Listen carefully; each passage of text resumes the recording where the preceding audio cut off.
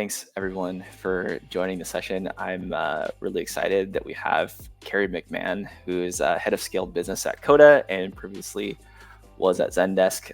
Before we jump into the conversation, a few things to note is just I think I've heard somewhere that the number one question on these types of sessions is, will it be recorded or not? So we are definitely recording and we'll follow up with that.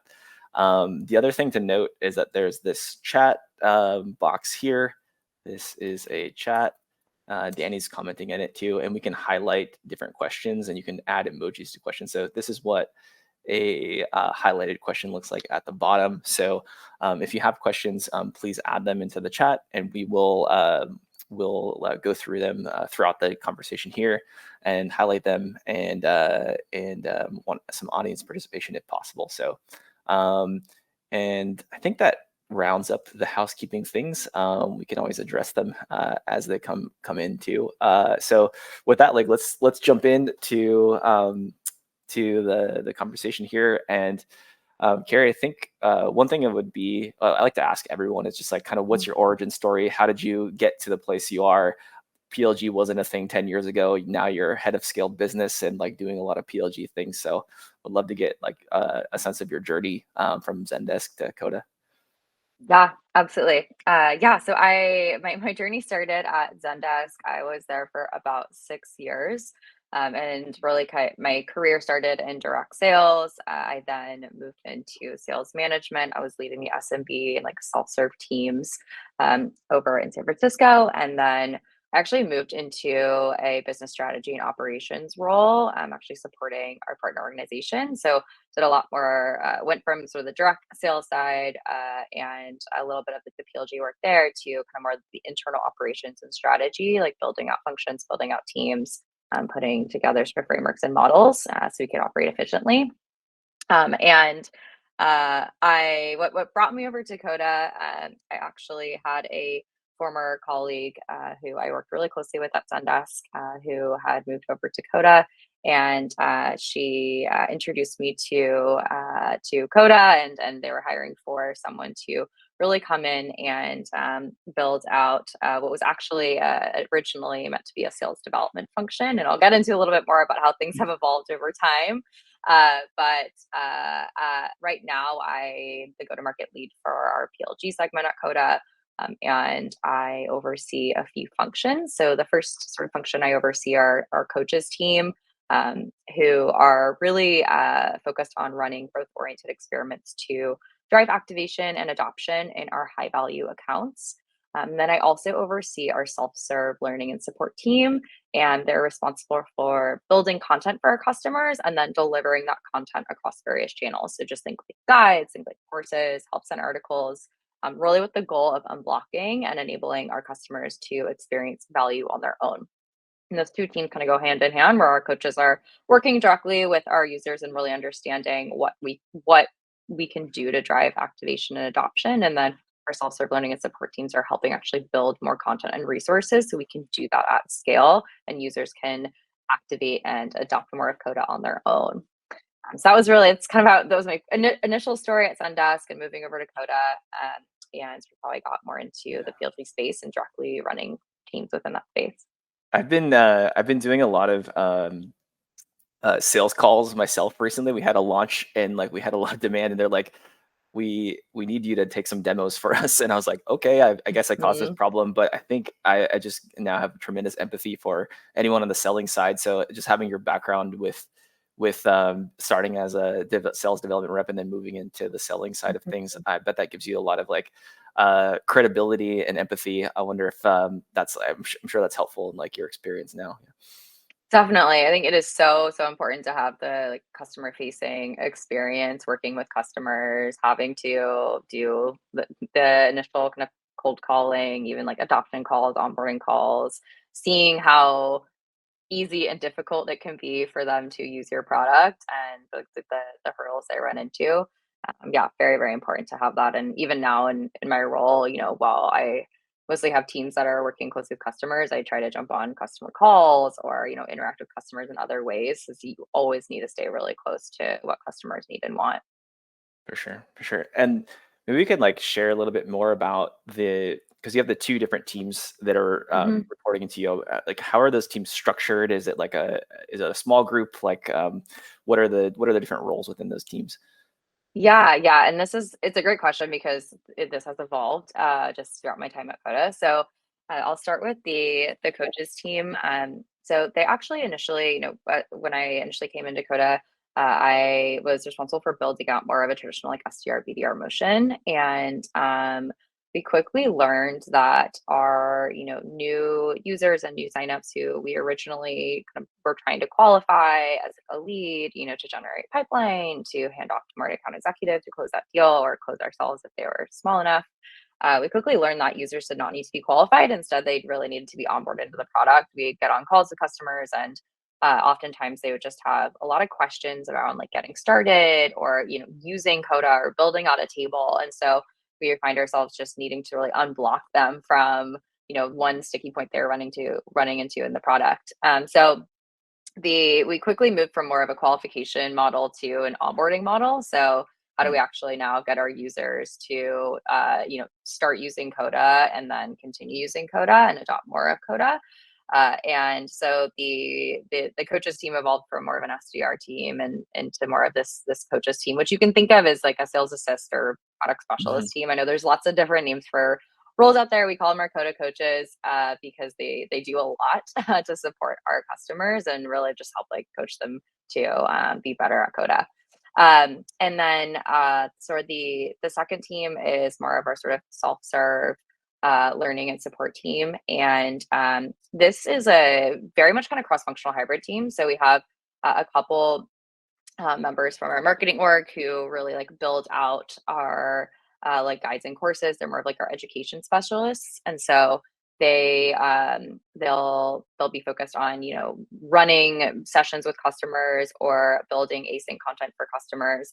In addition, we have a help center lead, so someone who actually just oversees our entire help center, the strategy, the content in the help center, and making sure it's all tied back to broader company initiatives. And then we also have a member of our support operations, our support operations lead on that team as well, who is really responsible for more kind of like back end processes of all of our customer inquiries through our ticketing system. How do we make sure we're triaging feedback appropriately? So that's a very like cross functional team. Mhm. And then the coaches team, there's about three of them, and they kind of share responsibilities. They all have specific areas that they're focused on, but they're constantly running lots of different growth oriented experiments. Yeah, I feel like I'm gonna spend like all the time just like drilling in on these two different teams because like there's Mhm. so much to unpack there. For each team, like, is there overlap? Like, who goes like someone signs up for Coda, right? Like, who goes to Mhm. like down which route, or is there like overlap there? Yeah, great question. So if we're thinking about just like the customer journey a little bit more broadly, uh, the so we have several teams that are focused on the sort of PLG segment at Coda or like the PLG motion. And so I kind of like to divide it into our human led motions, our product led motions, our marketing led motions. And it's so important that across those three motions, everything is coordinated and not siloed. Mhm. So, if we think about like someone just start or signing up for Coda, we typically, we typically try to rely on like our product to help onboard them, whether it's through like a tour, or whether it's through like a checklist, like getting them in, getting them started, getting them to start building out their first doc and their first table. And that's a combination of sort of product led and then some of our growth marketing led motions where now they have like an onboarding campaign. They're sent Mhm. a series of emails as a new user. And typically, we insert human motions a little bit later on in that journey. We do segment our customers to, as I mentioned earlier, to where our human led motions are focused on our high value accounts. And so for sort of subset of our accounts, we are providing more of that like white glove one-on-one onboarding experience from a human led side. Like the majority of our users they're guided through product and marketing to get them started, to get them to build out their first use case.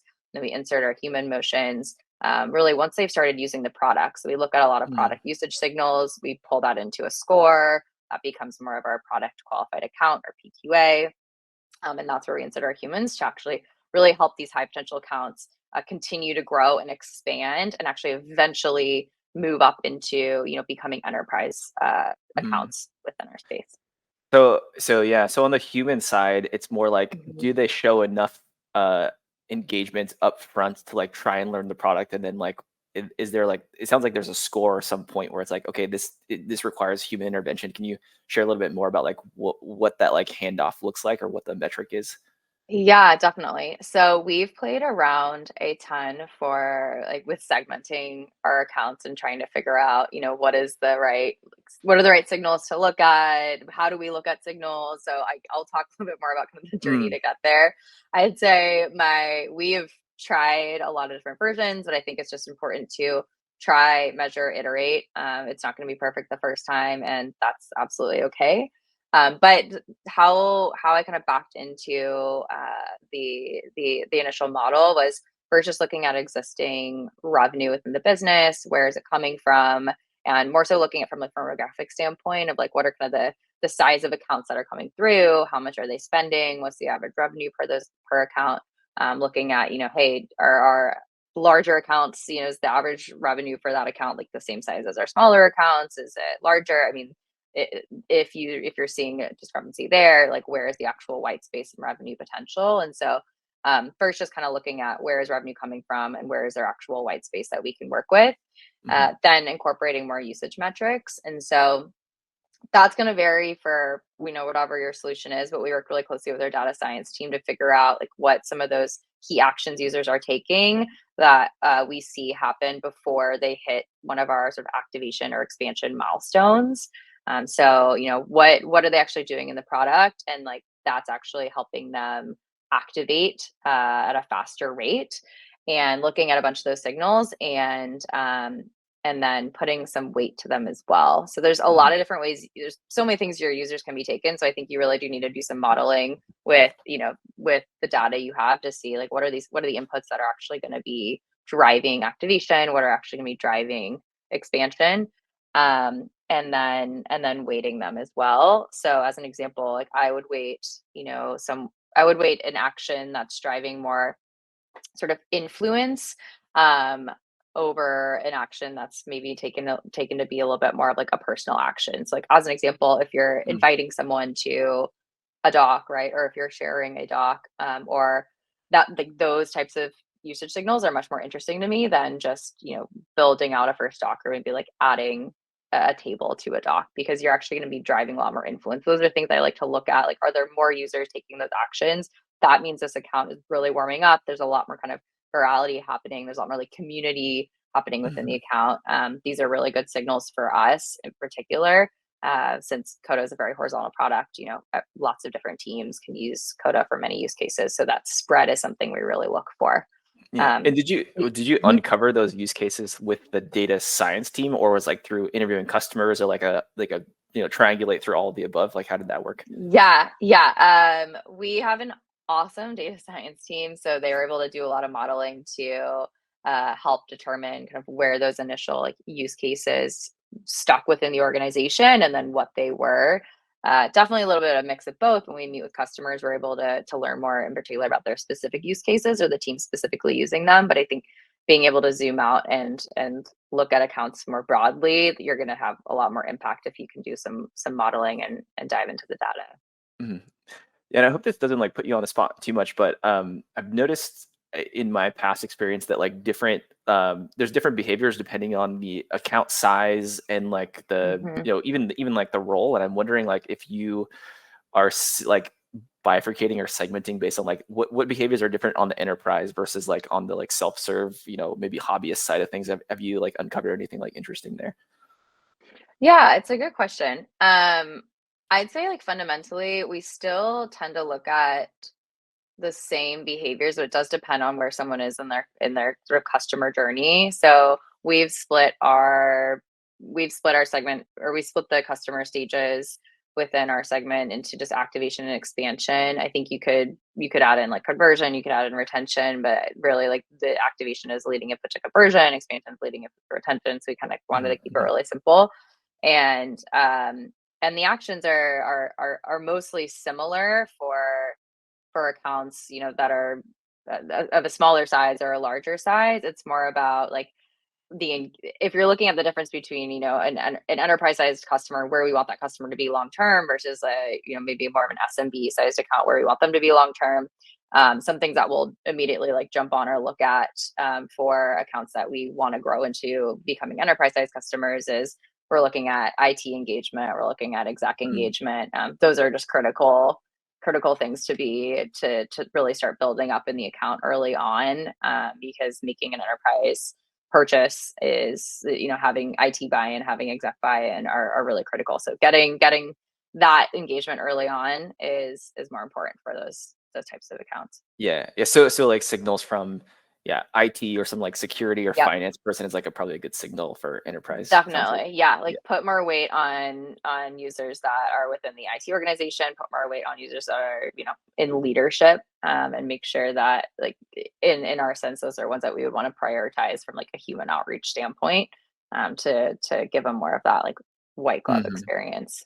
Yeah, and I know you have, or I've seen some plays that I think you're running on the human side of things, where it's like, okay, these are the signals, or these are the behaviors that are like we want to operationalize and like empower our human team with. Like, if someone does X, then like follow up with Y. I wonder if you can kind of like dig into or share like some of those different plays that are working and like maybe how you uncover them. It'd be great to get into that.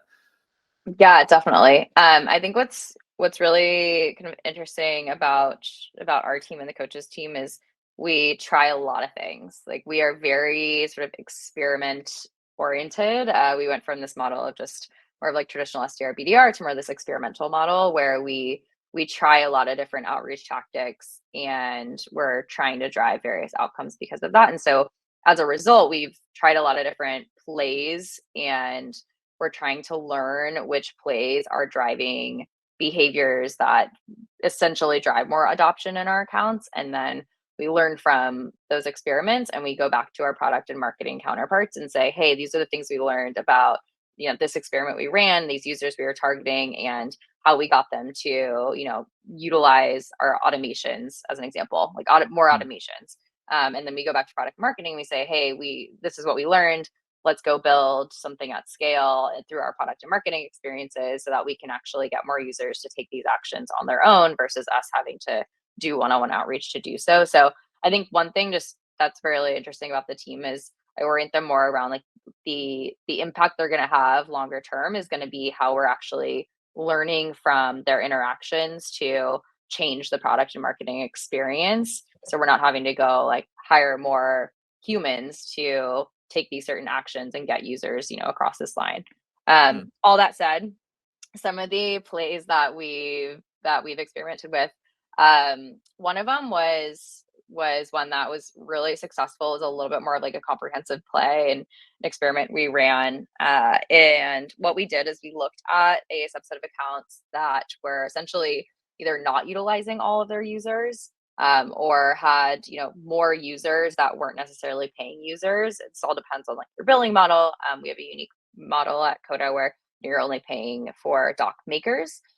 So you can be like an editor and a doc, and you're not charged for that. So we were looking at accounts where they're either kind of overspending or underspending, and we took an approach to engage from both the bottoms up and tops down way. So we looked at specific types of users and sort of how engaged they were in the product, low engagement to high engagement. And then we also looked more at like executives in the accounts, and we had different messaging going out to those different types of like personas or users in the workspace. So those that were not building very much, not very engaged, we had specific messaging going to them. Those that were fairly engaged and we wanted to really build into champions, we had different messaging going out to them. And then for our like executives and IT admins in the account, we had other messaging going out to them as well. Kind of hit the accounts at all angles with these different types of messaging to really try and engage both tops down and bottoms up in the same accounts. That drove a lot of great conversations that I was a part of, my team was a part of. We really uncovered where there were gaps within the account and what was preventing them from continuing to adopt more use cases or continuing to expand with us. And we were able to drive a good amount of revenue in a short amount of time just from having having those engagements and then uncovering, what those sort of blockers were for these accounts. And then, going back to our product marketing teams and saying like, here's what these accounts are struggling with. How can we improve the experience so that, more accounts aren't running into these roadblocks and we're not having to engage with every single one and, create a bottleneck for ourselves. So So that I was a think, really yeah, interesting one. Hmm. yeah. It's a so I think the like popular term for it is called like multi-threaded. To like kind of like hit from like tops up, bottoms down, Hmm. or no, bottoms up, tops down. Hmm. And what was the like objective? Is it to just get someone on a call to like just talk through their use case and like help them out? Is that kind of what you were getting at as the end result? Initially, that's what we started with, and we did end up with and this along with other plays, we ended up with a lot of calls. We were overloaded with calls. I think that's a good problem to have for a short period of time, because you'll learn a lot very, very quickly. But we then learned, hey, we need to scale this a little bit more, and so we've spun up group trainings, and so then we were driving some of these users to more of these group trainings versus the one-on-one like doc build training discussions we were having. And that was another sort of learning we took from our initial outreach of having too many calls and saying, how can we actually go scale this again, so we don't have to add more humans to the mix. And so we spun up, two sets of trainings for beginners and then for more advanced users, and took learnings from our one-on-one calls to shape the curriculum for those two different trainings. And we've seen a lot of success in doing that. Our users are still getting a ton of value, and even more value in this like more collaborative group Mhm. training Are format. those trainings just like a quick overview of use case and then like office hours, or like how do you set up those trainings? Yeah, good question. So for some of those trainings, we try to make it as more interactive than maybe what you'd expect from like, it's not webinar style where we're just speaking at the audience, Mhm. and it's not like a pitch on Coda. It's not at all in that kind of format. It's more so like we actually get our users to like jump into a doc together while they're on the call. We get them to like build out their own kind of sub page within the doc, start taking some action. So the goal is that we're getting them to play around while we're kind of instructing them in like a very safe space. Code is a very like unique platform, and it can be like a new way of doing something for for a lot of people that aren't used to using that kind of software. And so getting them all together in a place where they feel like there's like a sense of community, like, oh, I can do this, or I feel safe doing this because I everyone else here is new too, and I have a coach and expert on the call who's helping guide me through it. Yeah, it's been really successful just having more of that like group training interactive style versus kind of talking at the audience or like telling them what to do. Mhm, mhm. Yeah, interesting. Yeah, Hmm. I've heard that that's been like a successful way to scale like the human side of things. Hmm. Makes a lot of sense. You did mention before, providing feedback to the marketing team or having these like fast feedback loops of like the learnings that your team Hmm. is synthesizing. And uh, from my perspective, like on the marketing side, I'm like, I want to have like a sales counterpart who's like, these leads are not good. Hmm. Here's the criteria that we need for to take a meeting. Like, here's what the best use cases are. And like, I really appreciate that like fast and direct feedback loop. So I'm wondering like how that dynamic works with your teams, and if you have like a regular Hmm. cadence, or how are you like feeding this information to your marketing team so that they're pulling in the better quality leads or users. Yeah, definitely. More like iterations we've gone through on what the sort of feedback loop should look like. What I think has been helpful for us is, first of all, bridging the teams together. So as much as you can, like getting your product, growth marketing, and then the sort of coaches team and self-serve learning and support teams, like together in regular forums. We actually did like an offsite at the beginning of the year. We got everyone together. We got everyone to like just meet each other, learn about each other. That was just helpful to like put face to name what everyone does, and at that offsite, just kind of share like how we all want to be working together and what that kind of framework and modeling should look like. And I think it's important to have, some kind of like visual representation of how what the funnel looks like from like product marketing human led.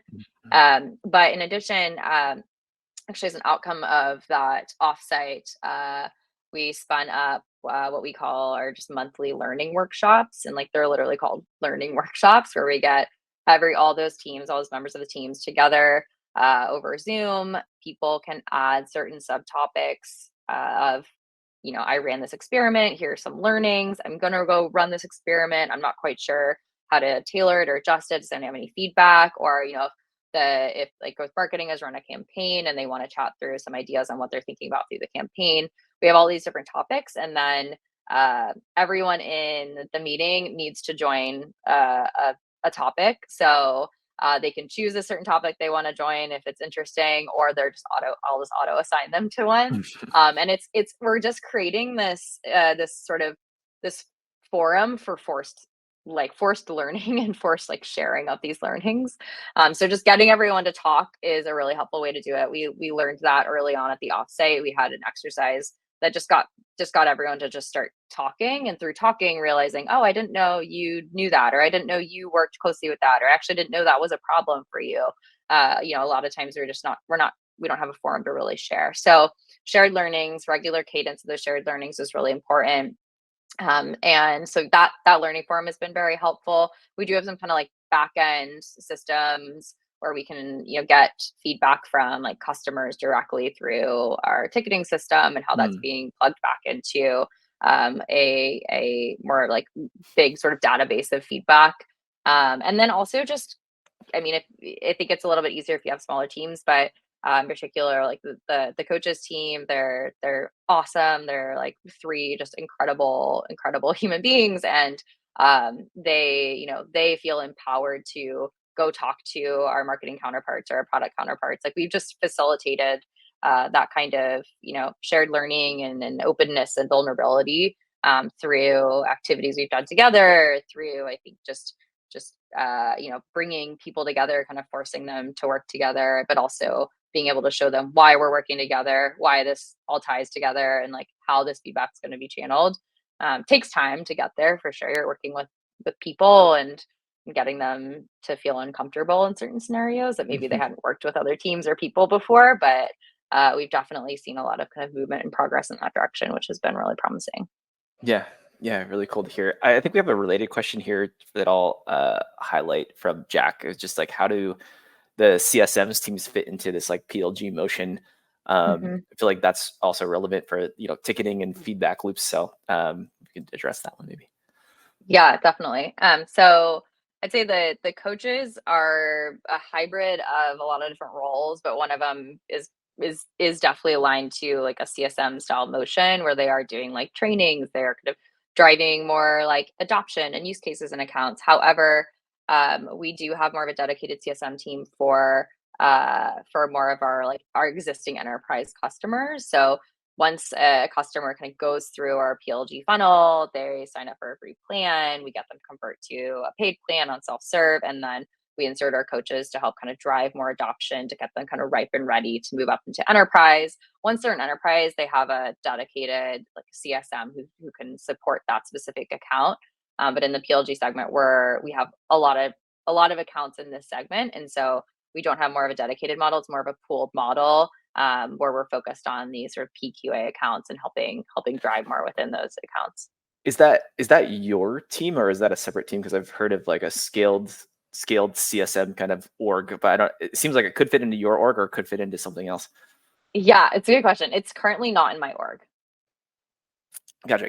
Oh, so this is like a completely separate team that's Hmm. um, like these aren't enterprise accounts, but we still want to support them. So we're gonna do a little more of like a scaled motion, I guess. Yeah. Um, the enterprise size accounts are the ones that are managed by I see. CSMs, and we do have like a scaled and the strategic side. That's outside of the org I kind of oversee, or the teams I oversee. The coaches will support really anyone more on the self serve side of things. Gotcha. Mhm. I'm asking selfishly because like we're thinking of spitting something up like that at Common Room. So Oh yeah. yeah. Um, okay. I did want to like. I feel like we didn't quite get into like the topic of the title of the session here, which is just Mhm. rewriting the PLG playbook. So I think this is kind of what we were alluding to a little bit earlier around like when you came in, how are things, and then how did the process and your PLG motion evolve over time? What if we can kind of like lay out that timeline and like what are the key things Mhm. that changed? Yeah. I would, if I had to sort of bucket things, I'd say uh, one of the things that changed over time, which I touched on a little bit earlier, is just like the role of your human led motion. So like, what are the roles and responsibilities of that team? And as I mentioned, we initially, was hired in to build out more of the SDR or BDR type of role. So with let's qualify these new signups, let's get them into the sales funnel quickly. We had, an enterprise account executive team to go, close them on enterprise and move them through. Mhm. However, we quickly evolved to this sort of sales assist coaches role, product specialist role, the different terms there, focused on onboarding. So onboarding over qualification. So that was a big sort of evolution for me and for the team. And instead of qualifying and asking a series of questions around like budget and what they're looking for, what problems they're trying to solve, actually getting in front of customers to unblock them from things that were preventing them from initially activating on the product, converting to a paid plan, and then later expanding, and just helping kind of fuel that self-serve motion. And what was the impetus there? Was it like did you just did you look at it from like the data side of things of like, oh, if we actually like activate customers that like in the long run that is more, more beneficial for all parties? Or was there like Mhm. how did you come to that insight?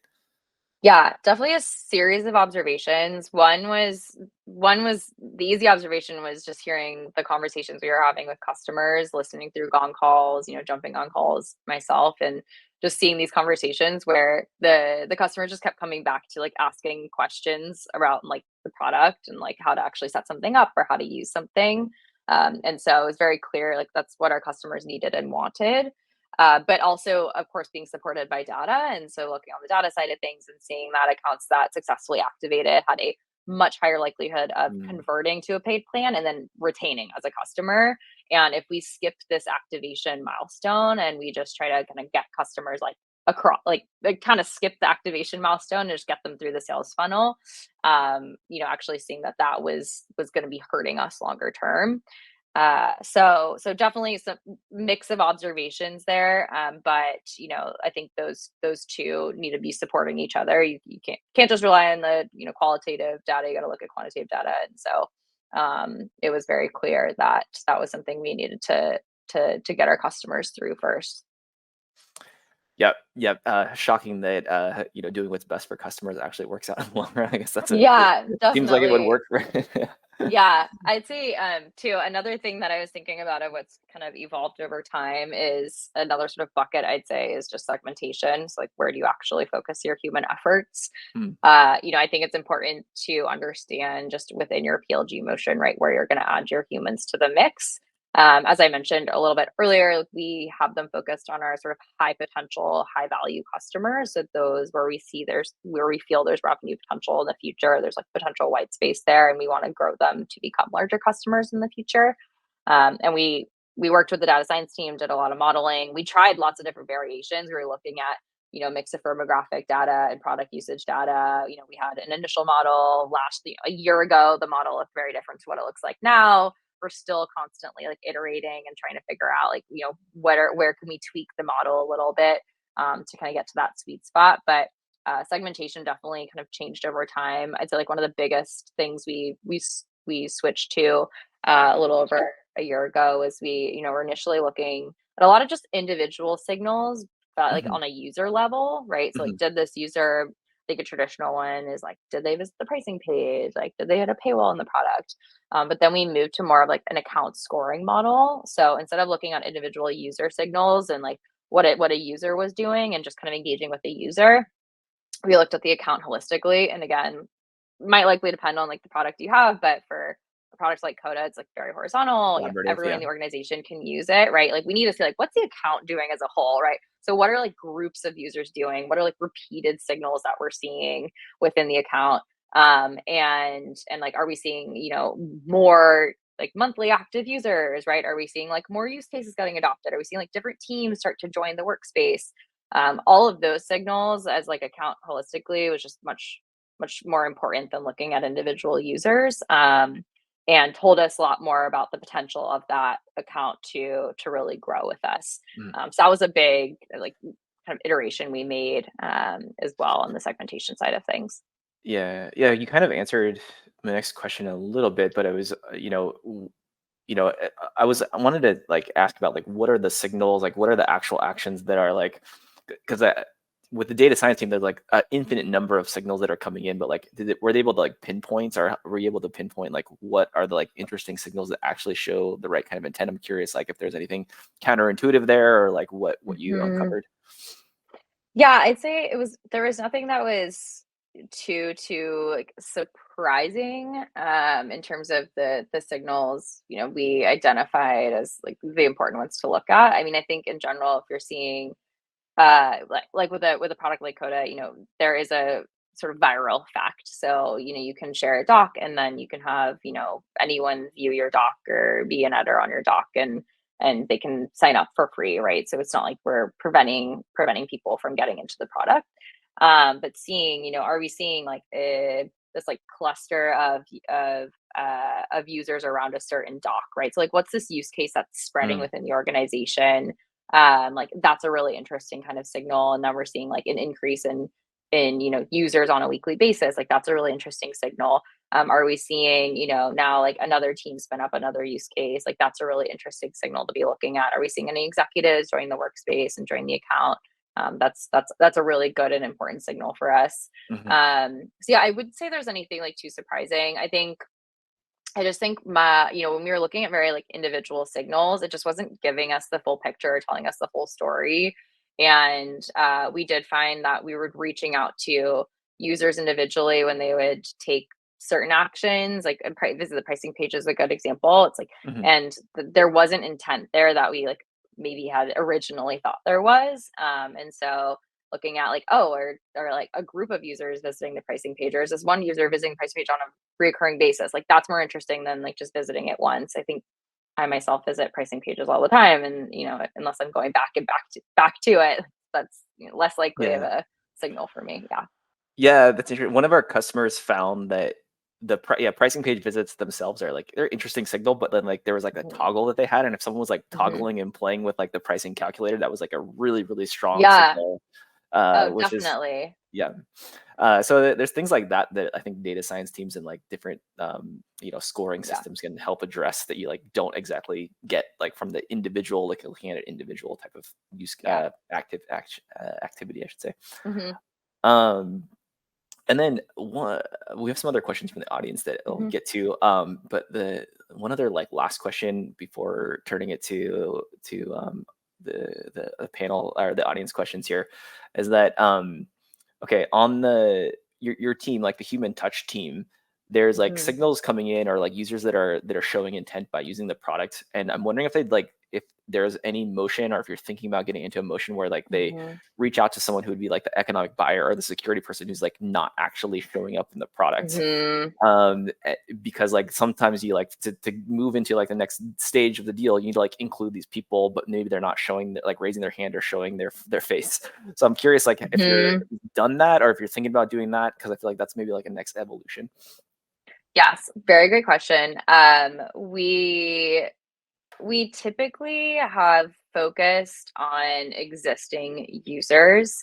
And if we don't see, a specific, like someone from an IT team or some sort of executive who's gonna have buying power in the workspace, we'll typically try to engage with like end users to kind of understand a little bit more about their connection to those Mm, individuals in the workspace. Like, and just try to suss it out and understand like maybe where that person sits, or like how we don't have that buy-in or they can engagement. navigate, yeah.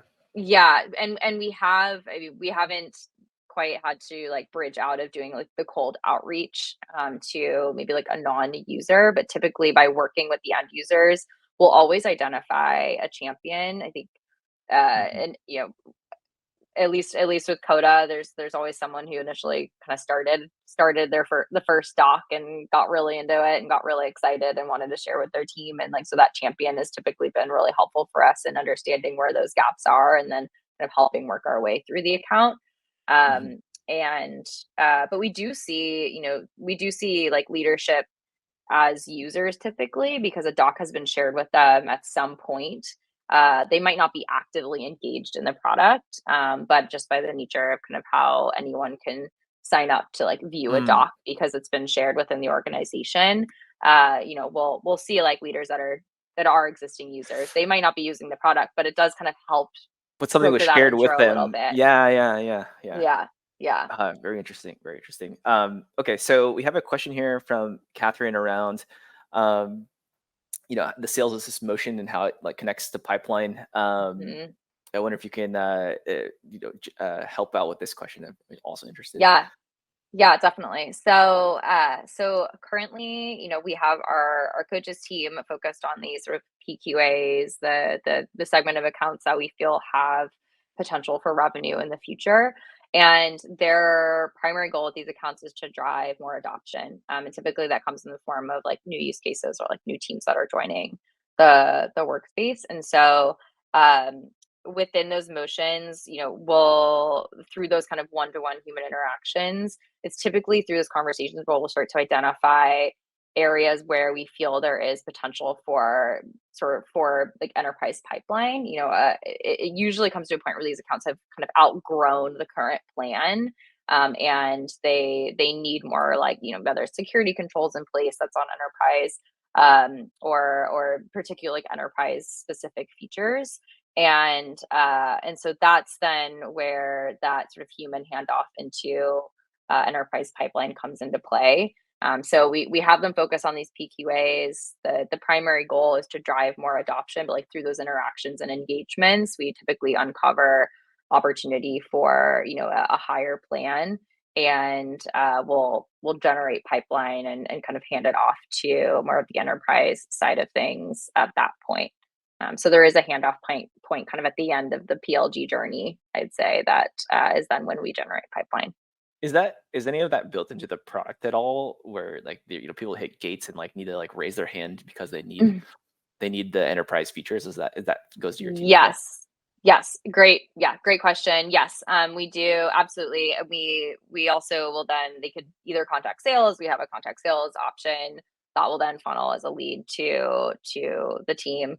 And so, yeah, there are absolutely limits where they'll hit like certain packs are only, available more on like enterprise plan, as an example. And so they'll hit certain limits for sure. Mhm. And we have a follow-up question here from Catherine too. Mhm. Just like, do the coaches create pipeline, or does it that hand it off to an AE or something? Yeah, we've tried both. We did have it initially where the coaches were actually creating like the opportunity in a CRM. Now we have the account executives typically create the opportunity. I don't think it matters too much. We still track, did that opportunity come from the PLG kind of segment from the handoff motion? But now we have the account executives actually create the pipeline themselves. Yeah. I think I have one last question, and we're kind of at time too. So, um, a question that I have is like, okay, so it sounds like instead of the team that you had before, or like the typical models, like sales development representative, they're like taking appointments, setting up meetings, and like maybe not so involved in like being consultative. But it sounds like the coaches Mhm. program that you've built out is like these people are the team is like educating, they're walking through the product, and so it kind of begs the question, like, how do you train these people? Like, what kind of support do you give them? Like, I feel like that's probably like a pretty intensive program, but also one Mhm. that pays off in the long run. So maybe Yeah. we could close out with just like how you've set that up, and what you kind of do to keep the team up to speed on like what's happening in the products, and making customers successful. Yeah, that's a great question. I mean, definitely comes down to initial hiring. I have truly an amazing, incredible group of coaches, and so I think you want to hire someone for a role like this that truly can sort of touch in different areas. You need someone that's going to be more data oriented. You need someone who has some customer facing experience. They're going to be working closely with customers. Someone who has a little bit of like SDR type of sales experience can be very helpful as well, because you kind of need to know those angles to do more of like the slight upsell. And you need someone who's also just highly experimental by nature, like someone who just really likes to try new things, to iterate, and to learn really quickly. In terms of training, so I'm really big on onboarding and enablement. So I put together a whole onboarding program in a Coda doc for the team. I mean, it's very comprehensive in terms of, this was initially when they were getting hired or onboarded into the role, very comprehensive in terms of like learning the product very well, going through more of a product boot camp, learning, listening to different gong calls, shadowing, and so yeah, I think the onboarding piece, like initially getting someone started, is really important. So absolutely have as comprehensive of an onboarding program as you can. Mine was 6 weeks long. It was like live and async work. And so that was really helpful. And then we do a lot as a company to just keep everyone together in the know on like product updates or what other teams are working on. I think that's something Coda does very well. So in general, like they're very plugged into the work that the company's doing on a broader level. And then, as I mentioned, our sort of shared learning forums are also really helpful for more of the work that they're more closely aligned to. Yeah, sounds like that's a good topic for a completely other session. Yeah. Well, Carrie, I wanted to thank you so much for your time, and thanks to everyone for joining and adding in questions. We'll follow up with the recording. And Carrie, any plugs or anything other than check you out on LinkedIn and Coda? Check out Coda. Anything else? Yeah, absolutely. Check out Coda. My team can help you get started. And then happy to connect with anyone offline too. I'm always happy to share learnings. It's a space where we're constantly iterating, we're constantly learning from each other, and so I think it's just important to share what's working, what's not working, across the board. Awesome, sounds good. Thanks, Carrie. Thanks, everyone. Have a good one. Thank you.